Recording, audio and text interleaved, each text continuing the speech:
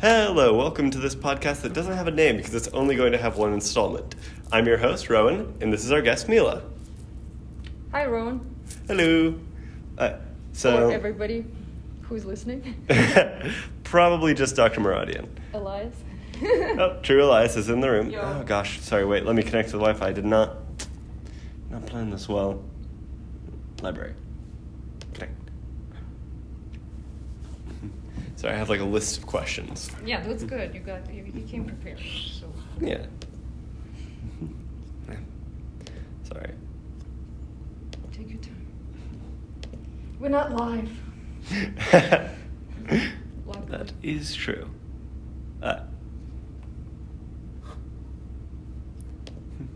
So you grew up in Russia, correct? That's correct. About where did you live in Russia? I grew up in Vladivostok, which is the far east of Russia on the Pacific coast. Oh, cool. So just think clear across the ocean from Washington State. Yeah, so kind of more by China and Mongolia? Yes, it borders where I am from. It borders China. It's about 3-hour drive from Chinese border. Oh, that's interesting.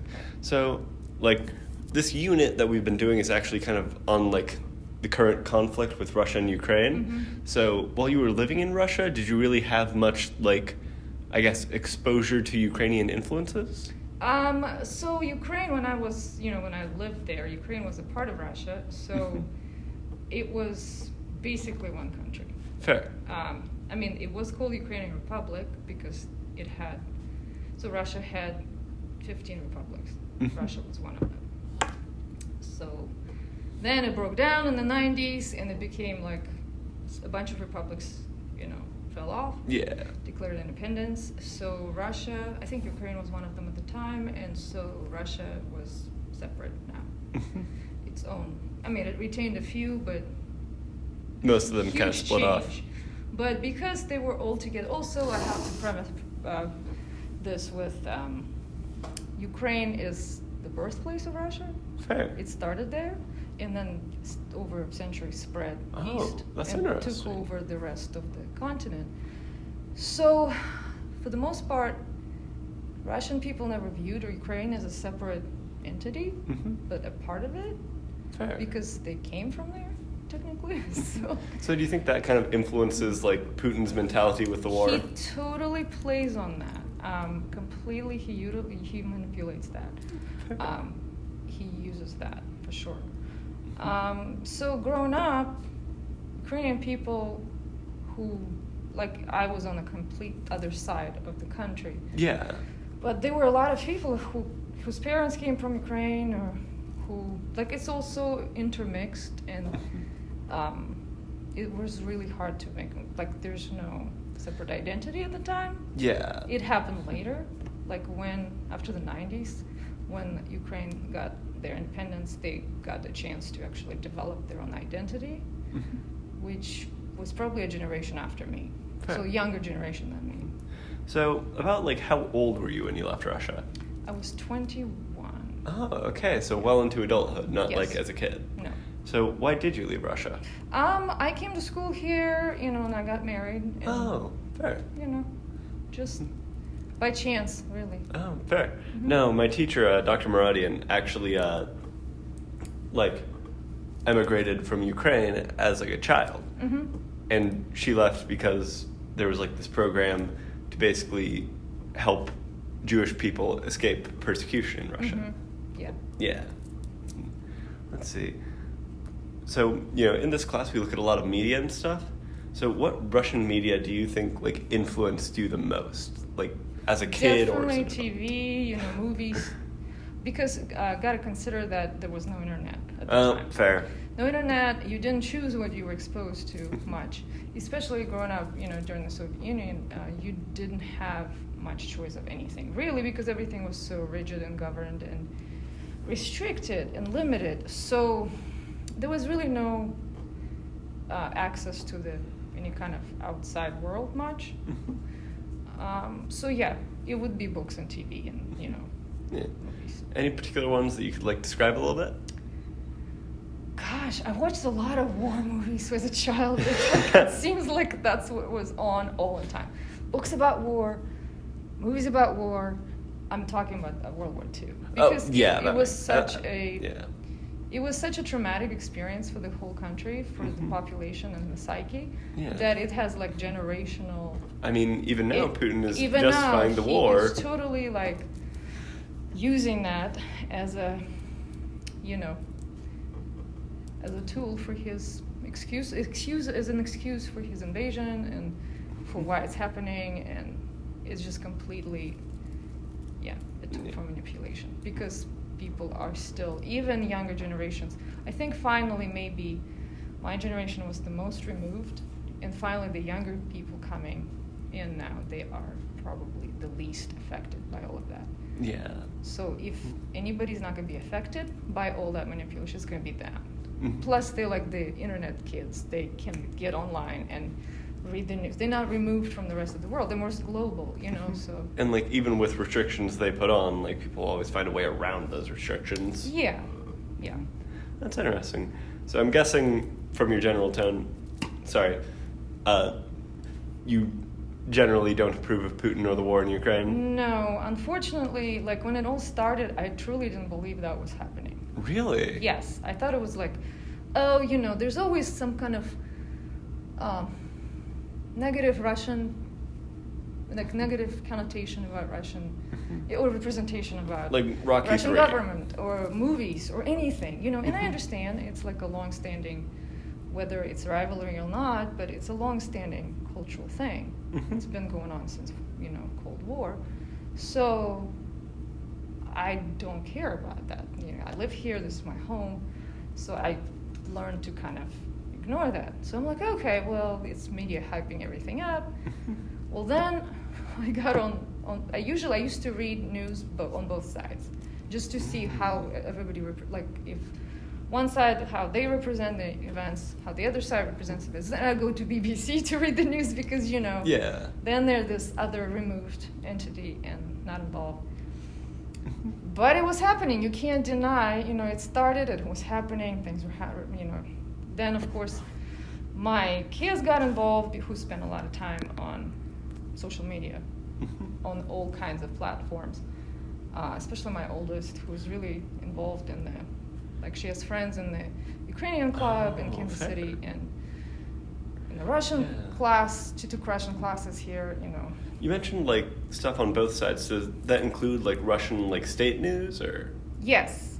Well, I try to find independent as well, because everything state news that they broadcast, it's some of it's just such complete lies. It's just laughable, because I don't know why they think that blatantly lying to their population they can get away with that, when anybody can just get online and read live accounts of people who are there and living through this. It's insane, but clearly they think they can get away with it. And it's working. Unfortunately, it's working. I've talked to some of my friends who live there still, my high school friends, my family. There is a lot of generational issues going on right now. Because this war is creating a big discord between older generation of Russians and younger generation of Russians, because the older folks only rely on what's state news. They're not informed, they're not savvy enough to seek information for themselves, like and my kind mom, of used to the Soviet era. They're used to be told what's going on, what to do, what to believe. You can't just change that. If you were raised that way and you just learn to trust your government and believe everything under the stars that they say, you're just going to do that. You're going to fall in line, and, unfortunately, regardless of what happened in the last 20, 30 years, in the country. Whereas new generations, they didn't know any of that. So they think for themselves, they question things, they look at things, they look at what's going on in the world. Brought up with more democratic mindset. Exactly. And they look at sources of information outside of Russia. Not to mention, they're educated more globally. So they speak English for the most part, most of them. So they can learn for themselves without having to rely on translations and whatnot. Yeah, they can just go to the BBC. Exactly. So that also plays into it, and there's a lot of those issues happening right now on the family levels, where, and I've heard even here in the U.S. where you have older generations of immigrants and younger people who grew up here, who were either born here first generation, or so you have that going on as well. So it's like a similar situation. So I don't know. It's a really painful situation going on right now, because a lot of people still believe what's being told to them, all the lies, all the propaganda, which is so blatant, and it's unbelievable. It's scary. Like, it's like, hello, did you guys forget all the history we've had? Like with Stalin, and is this a new Germany in the 30s? Like, what is happening? And this is what is happening? Like, it's completely crazy. Yeah, so you mentioned, like, some of your family. So is your family kind of, like, split, or mostly on Russian side, or? It is really difficult to say, because, like, my mom will not believe anything I say. She's like, no, they said on TV that blah, blah, blah. Oh. I'm like, no, Mom. So you can kind of... You understand that that's a lie. Yeah, I kind of draw a parallel between, like, that and, like, Fox News here in the U.S. And like, and I'm telling you, this is an educated woman who has, like, several degrees. And really? She's a teacher for many, many years, like, for decades. She's a very intelligent woman, still, even though she's in her 80s, and, she has all her memories and faculties and whatnot. So I never expected that she would be... So she's not happy about what's happening, but she's also not doubting the government. So she's kind of like, I don't know what to believe. But I'm sad that this is happening, because, nobody really wants a war. Nobody wants a war. There's so many Ukrainian people who moved to Russia, or forcibly were moved to Russia in the 30s, as we know now. Like, when I was going to school, I had no idea. We didn't study any of those, the starvation and what happened, and the forcible removal of all the people from Ukraine not all the people, but a lot of the people had to move to Russia forcibly, not voluntarily. Just horrible history, Oh, yeah. That was completely scratched off, and nobody knew anything about. Swept under the rug. Swept under the rug, and it was all just came out in the recent years. Yeah. And honestly, most of the Russians still don't know about it. Fair. That's actually kind of interesting. Like, not the truth about it, but like the party line, like where the government told you, oh, it was just a bad, No, that kind of reminds me, like... Due to conditions we cannot control. Yeah. Like, honestly, the U.S. isn't that dissimilar in a lot of ways, because, like, I don't think that in the U.S. education we were taught, like, correctly about, like, the Tulsa Massacre or, like... Yeah. The genocide of Native Americans, like... So, Russia is a lot far behind in that sense from U.S. At least in the U.S., it's a lot in the open, and people are trying to do something, or at least be aware of it. There is racism and we were wrong. There is, whatever. Like, we were wrong, let's not do this. This is genocide. Like, let's change this. There's a conversation. There's no such thing in Russia. There is no conversation. If people are prejudiced about anything or racist about anything, it's just there's no conversation. Like, there is no awareness that you're wrong for doing this, or this is a systemic situation and we should change that. So there's none of that, and so in that type of unhealthy environment, culturally, it's easy to tell people what to do to still, like, keep them where you kind want of them. Yeah, because they never doubt anything. They, even though communism has officially ended, how long ago now? In the 90s. Oh gosh, yeah, like 30 years. I was still a teenager. 12 maybe. I can't remember how old I was. I remember all that. It was pretty crazy. But the mindset, I mean, holds on. The current president is ex-KGB. Yeah, it's pretty nuts. I mean, anyway, from my perspective as being on the sidelines watching from far away from the comfort of here,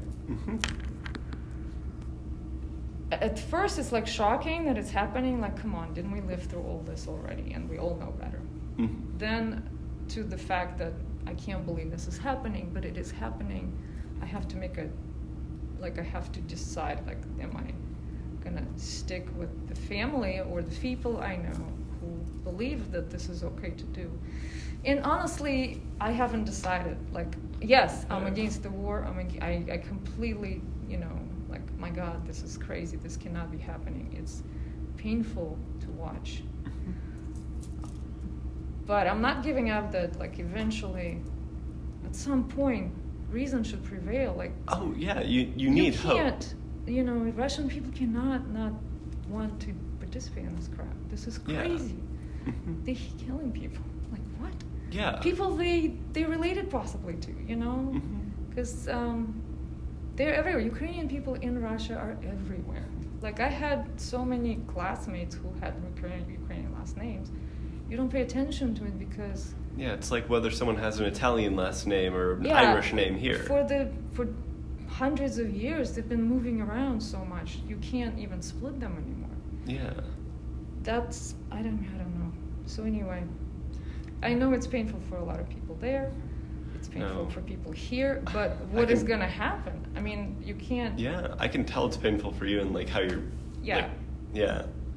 Anyway, I tried to not read the news anymore because it was so disturbing and distraught. I was so distraught because I was, like, losing sleep. I wasn't, and then I can't talk to my mom about it because she's too old. She has a heart condition. And if she starts getting upset and everything, then, like, I can't.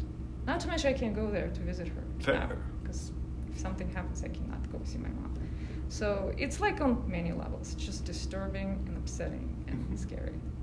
And my daughter is in the army, so... Oh, the U.S. Army? Yeah. Oh. So, like, that also is like, oh my God, Yeah, no. I asked her, I'm like, what are you going to do if you have to be drafted to go there? She goes, I'll find a way out. I'm like, I don't think you can find a way out. You are, you're like, you can't. No, that's... You're going to have to think about it and make up your mind what's the right thing to do. She's been in, like, all these protests and anti-war protests, and she has friends, from Ukraine who are actually from Ukraine and have parents there still who came here as students, and she became friends with them in school. But anyway, bottom line, it's a very painful topic, and scary that people in Russia still haven't woken up to the haven't found... I know that it takes people in Russia a long time to, like, they couldn't be oppressed for a long time before they find, like, that's enough. I'm gonna, like, I have nothing to lose, and let's have a revolution. I don't know, something. Yeah. I'm like, well, come on, hurry up and do something, because this is... Yeah. The repercussions are gonna be felt for generations, and people are getting destroyed, and... Yeah. And also, they're hurting themselves, because now they have this draft going on, and guess what? My brother, who's 50 years old, received his second notice in the last 2 weeks. He didn't go, obviously, but Putin signed a new law that if you don't show up, you're going to face criminal charges. Oh. Up to 2 years incarceration, whatever. So if they show up to get him at his workplace, they can legally arrest him and drag him off. And I'm like, my God, you can't. Yeah. What? So I'm like, oh my God, this is crazy. So yeah, even though my family's far, far away, not in the middle of it, they still affected. Yeah. Economically, emotionally, and now this. I'm like, I don't even know. Like, I cannot believe it. Can you run away? Can you go anywhere? How can you hide? I know other people do. Like, you cannot go to this war. Yeah. You cannot participate in this. And,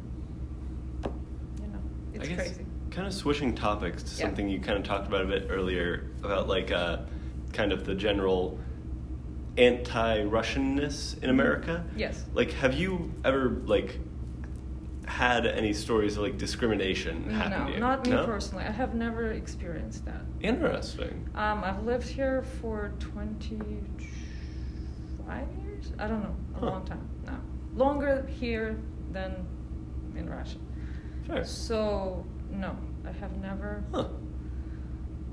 I mean, I can tell you that there's a change in attitude right now, which I anticipated, obviously. Mm-hmm. So, like, people in the past would show interest because it's a different culture, and not a lot of people, met a lot of Russians because we're not on the coast or anything. Yeah. It's not like... So it's just curiosity and, just interest maybe sometimes. Yeah. And some people will want to talk about it or something. But now, if people ask, they mostly don't question further. Because it's such a weird topic kind of right sensitive. now. It's sensitive. They don't know how to feel about it. Mm-hmm. Because now it has this negativity around it. Because nobody knows what's going on in Russia. Is doing all kinds of crazy things that affect the whole world now negatively and threaten basically peaceful coexistence of a lot of countries. The whole Europe is suffering right now. Yeah. Not to mention, pretty much, it's crazy. Anyway. Yeah. Well, thank you very much. Yep. Do you have any other things you'd like to add before we wrap this up? Well, I appreciate that you asking questions and wanting to know. You were a great interviewee. Yeah, thank you. And thank you a ton for letting me interview you for this. Honestly, since the start of this class, I was like, ooh, I want to interview Mila for something, because the whole class is about immigration. Yeah. So It's a tough situation because, this is your country, this is a culture you come from that you're proud of. But yet, something horrible is being done by this country. And it's a very strange place to be. Very conflicting. So, I'm like, God, at which point, I don't know. Yeah. I haven't gotten there yet, but it's a terrible situation. It's horrible what's happening. And I know I'm not alone in the pain that they perpetrating, on other people. Because, I've always viewed Ukraine as, the sister nation, brother nation, whatever you call it. And it's like if we went to war with California. Exactly. The best I can describe, if there was, I had to be in a war with my neighbor state, with where my friends live. And I'm like, I can't even explain that.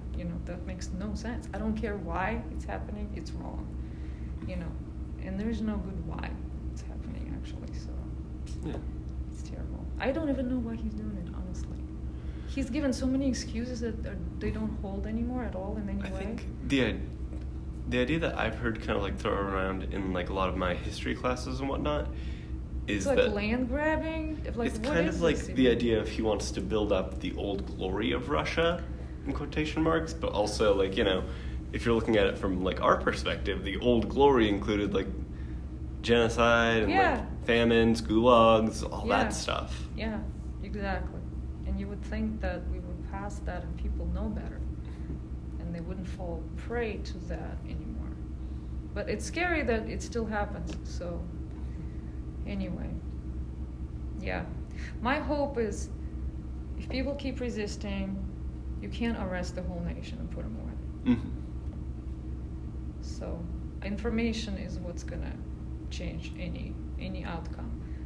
If people have access to truthful information, then they can make up their minds and be like, I can't be a part of this. So, but as long as they don't have that information and they, only have propaganda shoved down their throats and they're being manipulated, who knows what they will allow to happen. It's, historically speaking, a lot of bad stuff can happen.